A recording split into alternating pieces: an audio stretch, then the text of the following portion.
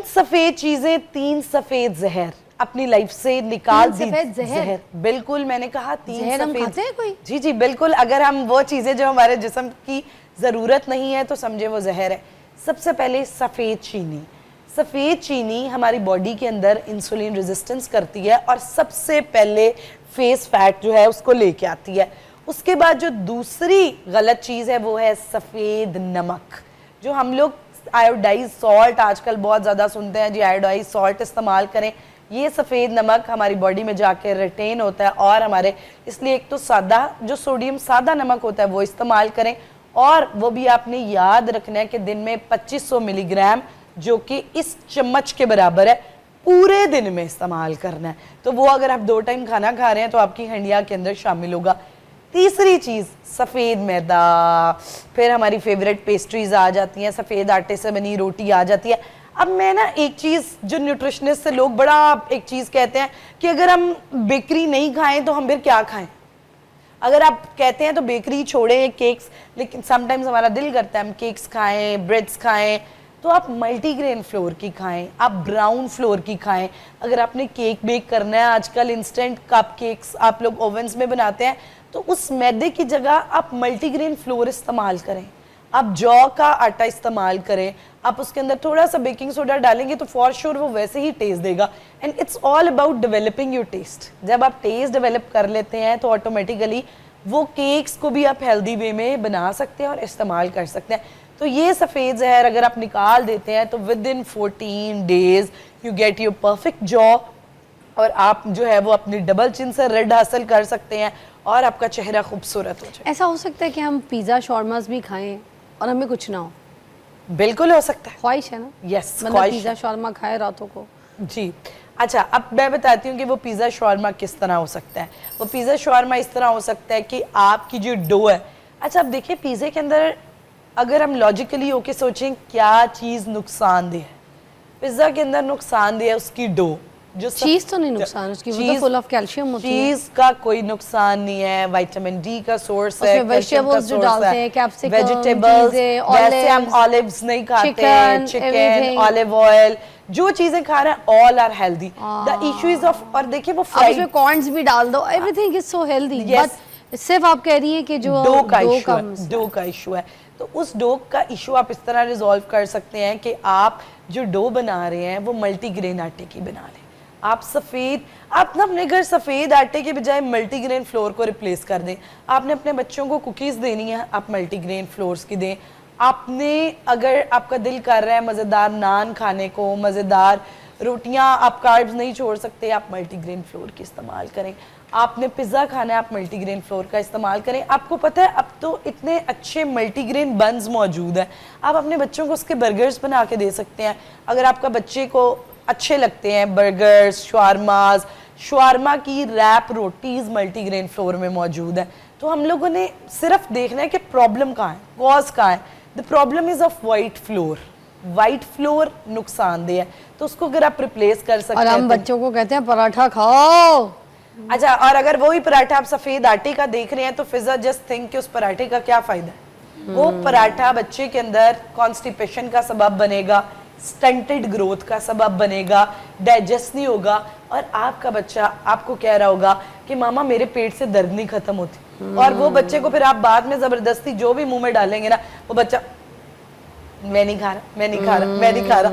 तो इसलिए आप The dough has to be, you know, उसको आपने चेंज करना है। बस सबसे ज़रूरी है हम अपना पोस्चर ठीक करके बैठें।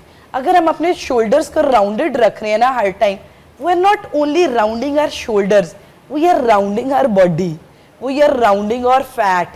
आप कभी राउंडेड शोल्डर करके चेक करें कि आप अपनी बॉडी के साथ क्या कर रहे हैं। आप देखेंगे कि आपकी चर्बी जो है वो स्क्वीज हो रही होती है, कभी स्क्वीज हो रही होती है, कभी रोल ऑन हो रही होती है।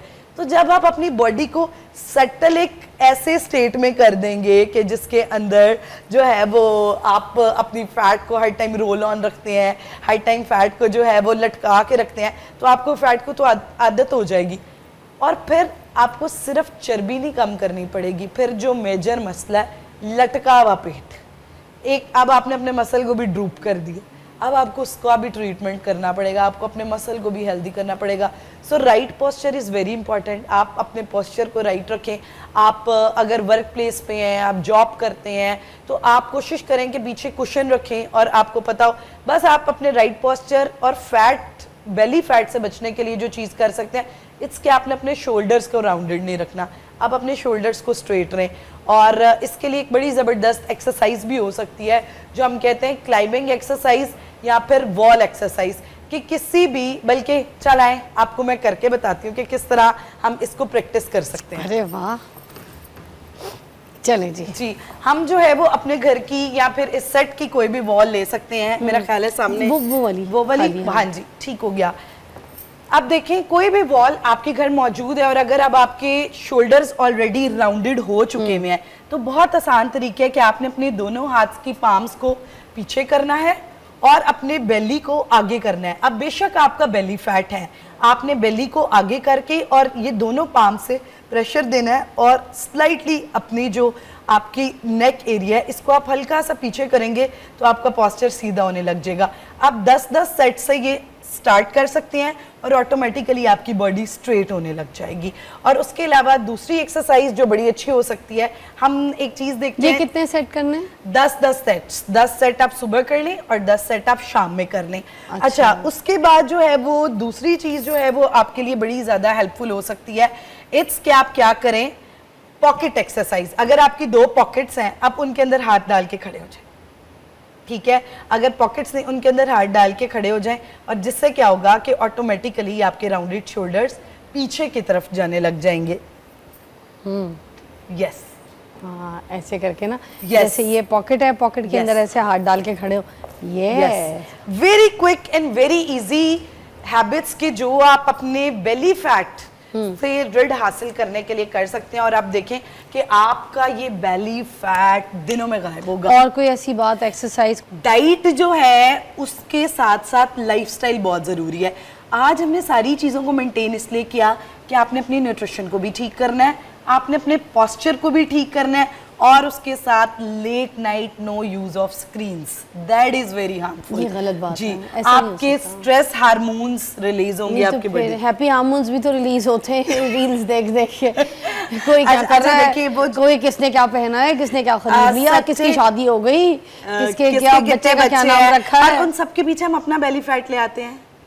अब देखिए ये गलत बात है ये। मैं हैप्पी हार्मोन्स डोपामिन पे तो जाग रहा होता है आपका। देखे ना रील, छोटी छोटी रील में आपका डोपामिन किधर जाता है, खुशी का वो डोपामिन 2 मिनट के लिए रिलीज होगा, उसके जो 3रा मिनट होगा उसमें आपको डिप्रेशन होने लग जाएगा अगले की लाइफ देख के। हाँ, जब हालांकि उसकी अपनी लाइफ ऐसी नहीं होगी मगर हमारा दिल करेगा हमारी ऐसी हो जाए। और उसके बाद फिर जब थोड़ा सा टाइम गुजरेगा तो उसके बाद यू रियलाइज दिस थिंग के हुआ ये है कि मेरा तो बेली फैट आ गया है, मेरे तो मसल वीक हो गया है, मेरे तो जाग जाग के पट्टे लटक गए हैं और उस बंदे को पता भी नहीं है जिसकी रील्स आप देख रहे हैं। इतना परेशान होगा कि फिल्टर लगा लगा के अपने आप को स्क्वीज करेगा कि किसी तरह मैं दुबली जो है ना नजर आऊं और मैं जो मोटी नजर ना आऊं। अपनी पिछली रील में मैं इस रील में दुबली नजर आ जाऊं, ठीक है, और सामने से कोई आपको ऐसी मिल जाए तो फिर वो क्या कहेंगे, मोटी हो गई हो, कल तो दुबली लग रही थी पिक्चर जो पोस्ट की थी, ऐसी होता है। अच्छा, और जिन लोगों को और उन लोगों के लाइफस्टाइल्स हम फॉलो कर रहे होते हैं ना, वो अपने एक्सरसाइज करके लेटे होते हैं और वो अपने व्लॉग्स और अपनी सारा कुछ एक्सरसाइज करके अपनी डाइट। अच्छा, एक चीज मैं कहती हूँ फिजा, देखिए वो हमें अपनी हेल्दी डाइट रील्स में दिखा रहे हैं और हम जाग के उनकी वो हेल्दी डाइट और लाइफस्टाइल देख रहे हैं और खुद सुबह रात तक हम दुबले हो गए।